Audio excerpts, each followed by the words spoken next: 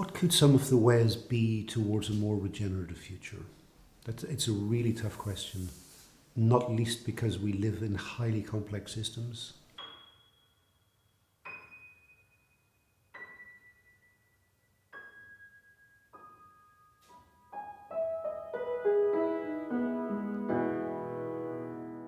So at the moment, capitalism is in crisis. We can see it's in crisis.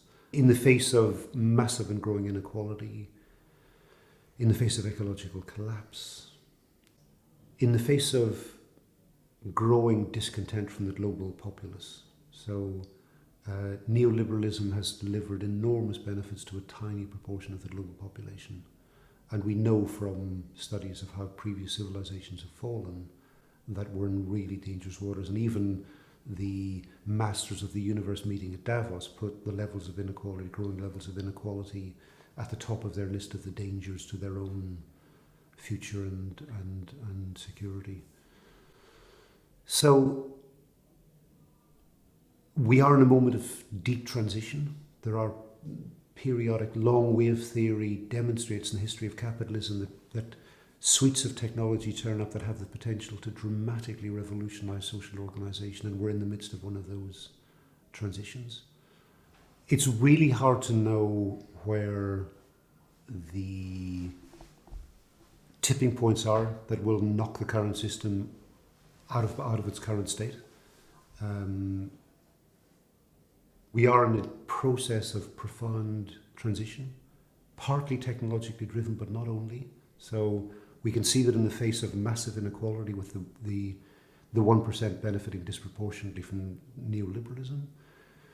We can see popular social movements around the world gathering force. We can also see ecological devastation. Will that be the tipping point? Will it be there?